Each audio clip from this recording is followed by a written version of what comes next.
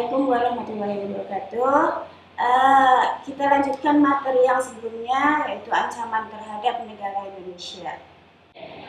Dalam pertemuan kali ini yang akan kita bahas adalah yang pertama adalah ancaman di bidang Hankam atau ideologi politik, ekonomi, sosial, budaya, dan pertahanan dan keamanan. Kemudian yang kedua adalah peran serta masyarakat dalam mengatasi berbagai ancaman.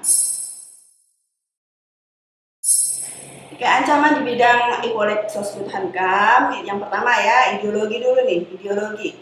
Jadi ancaman di bidang ideologi adalah ancaman yang dinilai mempunyai kemampuan membahayakan pemikiran masyarakat suatu negara sehingga akan mengancam terhadap falsafah negara, yaitu Pancasila. Nah, contoh ancaman ini adalah G30 SPKI ya.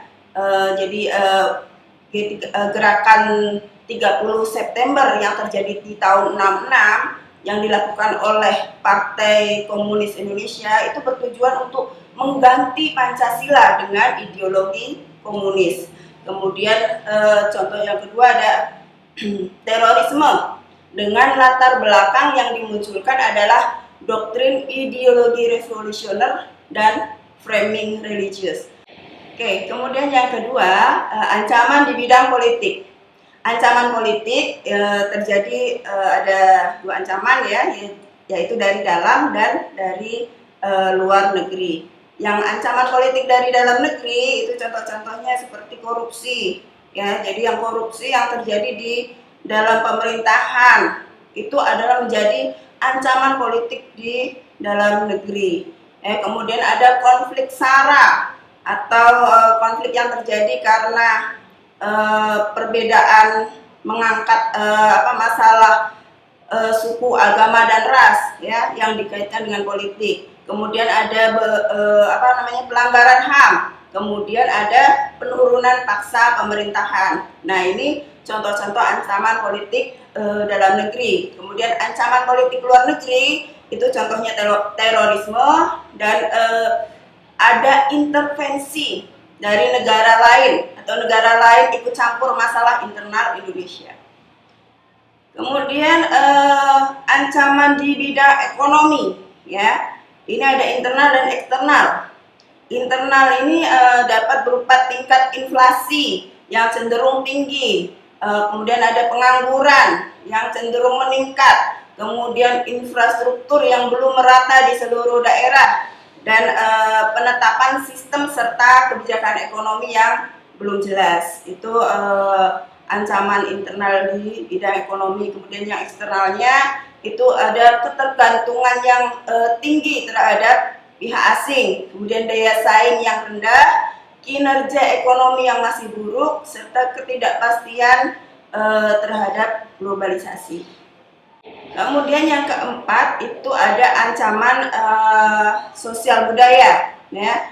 Ancaman dari dalamnya itu ada isu-isu kemiskinan ya, kemudian kebodohan, ketidakadilan, isu-isu yang menjadi titik pangkal timbulnya masalah kekerasan, separatisme yang menjadi bencana akibat manusia. Kemudian ancaman dari luar itu ada sikap konsumtif, hedonisme, individualisme, westernisasi, dan sebagai akibat buruk dari pengaruh globalisasi. Kemudian bidang Hankam. Ya, bidang Hankam ini ada ancaman terhadap pemerintahan, itu meliputi perang tak terbatas, perang terbatas, konflik perbatasan, dan pelanggaran wilayah. Kemudian ancaman terhadap keamanan itu meliputi gerakan separatisme, terorisme, sabotase, spionase. Kemudian ada kekerasan politik, konflik horizontal, perang informasi atau perang cyber.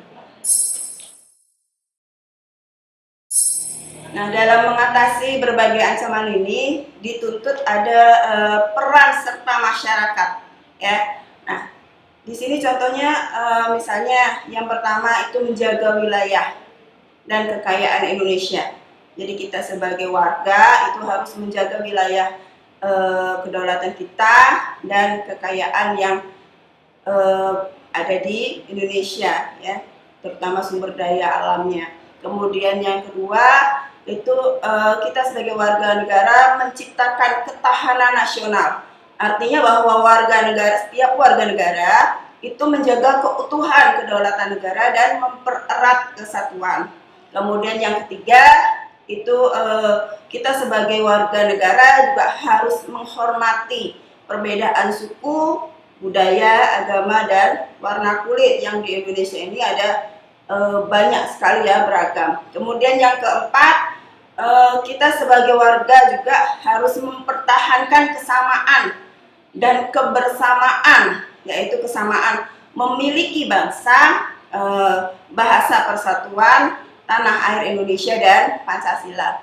Yang kelima, kita sebagai warga negara juga harus memiliki semangat persatuan yang berwawasan Nusantara di semua aspek kehidupan, dengan Pancasila sebagai landasan ideal dan Undang-Undang Dasar Negara Republik Indonesia tahun 45 sebagai landasan konstitusional. Dan yang terakhir, kita sebagai warga negara juga harus mentaati peraturan agar kehidupan berbangsa dan bernegara berjalan dengan tertib dan aman.